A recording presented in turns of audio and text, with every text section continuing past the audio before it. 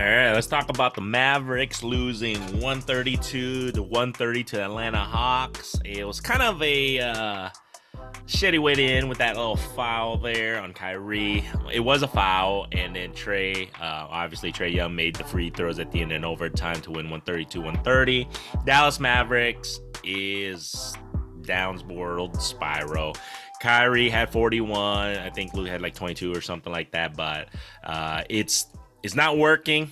I don't think after the trade, are they gonna next year they're gonna keep Kyrie? Who the fuck knows? But the Mavs, whatever the case may be, they tried to give Luka some help. Luka seems, in a sense, kind of over it. It feels that way. I mean, I don't know if that's just kind of the media portraying that, hey, Luka's over it. He's going to look for a trade and all that stuff. Who knows if that's going to be the case? What I do know is that a lot of players, whoever, has played for the Dallas Mavericks, has this great ownership, obviously, with Mark Cuban. They treat their players and everything well there. But Luka does need help. Luka's going to have to transcend his game a little bit to if he's looking to get into the playoffs and make a run at the championship. And I feel it's going to be one of those things. It's going to take some time. It's going to take the right players, and obviously defense wins championship. And right now Dallas just doesn't have the pedigree to play amazing defense. And Luka's obviously never known to be that great of a defender.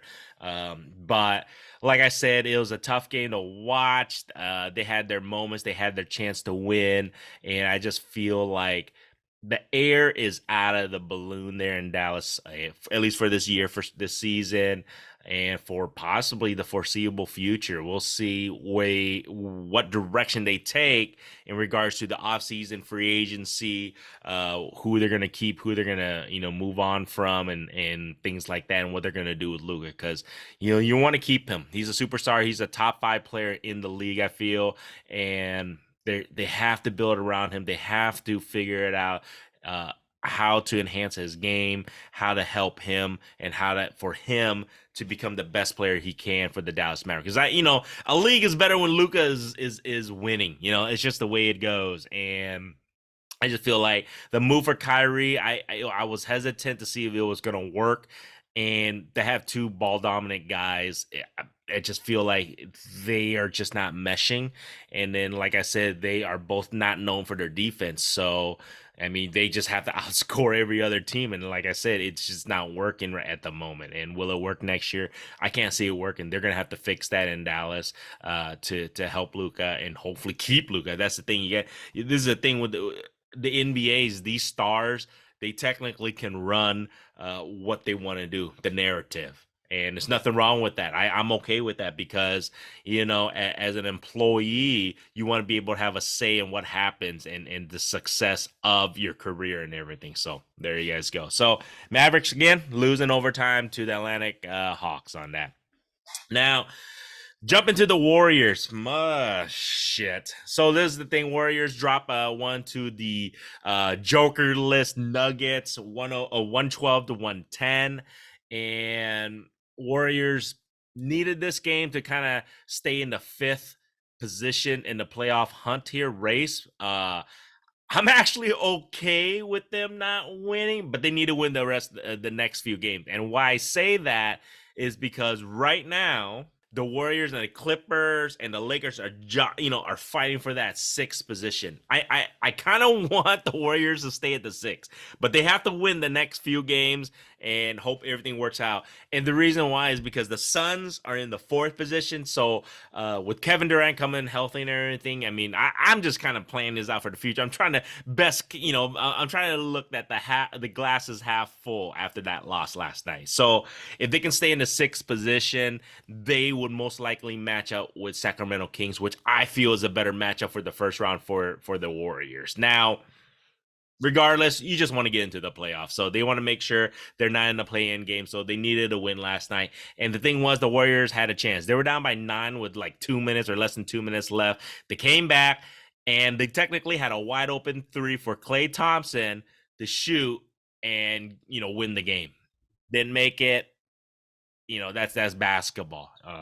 And Klay, you guys can see if Klay and Steph, they were not on last night, And you can see, I think Clay was like 5 for like 16 from three. I think Steph was like 2 for 14. They had a horrendous shooting night. There were some wide open threes that they just missed. It was in and out, and it happens when you shoot from 3 point range. As much as those guys do, you're gonna have nights where you're just a little bit off and it just doesn't go in, and that was just the case tonight. And hats off to the Nuggets for playing tough. I mean, they didn't have their best player, and yet they were able to pull out a win.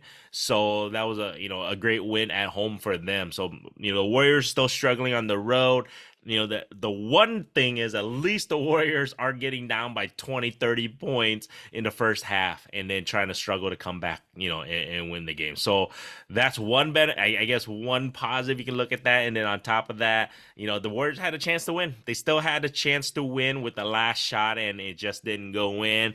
But like I said, the Warriors, these next 3 games are going to be tough. I mean, they got OKC at home. That's a tough, long team to play. They got the Kings and one last game against Portland. So they need to buckle up here and win at least two out of the 3. I would hope they win the next 3.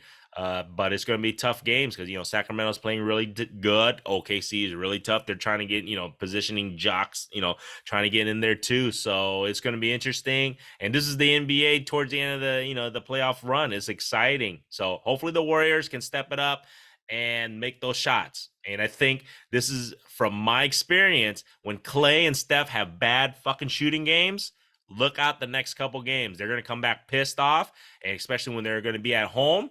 And it wouldn't, blow my mind if they come out and score 30, 40 each, and they make amazing amount of threes. So that's just the way it goes. So I'm not too worried.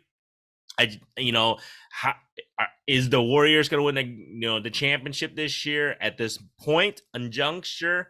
I would have to say I'm not too optimistic that they will be able to defend their title, but I hope they prove me wrong. I'm a Warriors fan, and I would like to see them pull through, but at this moment, just the ability to rebound, play defense, and limit their turnovers, that's just what's killing them at this point. If they can turn that around or minimize it, you never know, especially with their offensive capabilities. So there you guys go, man.